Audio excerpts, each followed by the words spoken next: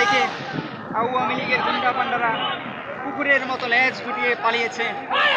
এখন রাজপথ দখলে নিয়েছে এই দেশের সাধারণ মানুষ, যেটা আপনারা খেয়াল করতে পারছেন।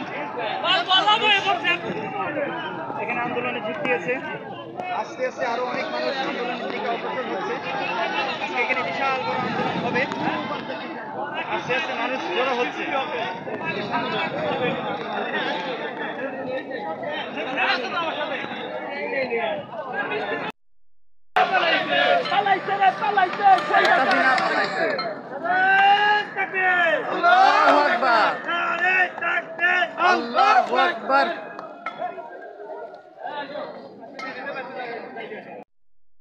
দেশের আনাচে কানাচে যে যেখানেই থাকেন না কেন, সবাই যার যার অবস্থান থেকে আন্দোলন গড়ে তুলুন, সবাই আন্দোলন করুন।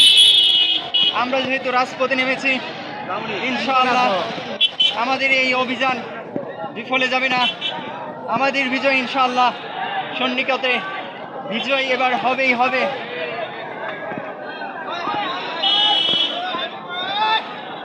আমরা এখন অবস্থান করছি ঢাকা জেলার শেষ প্রান্ত, সামনে রয়েছে মানিকগঞ্জ জেলা। এখন আমরা মানিকগঞ্জের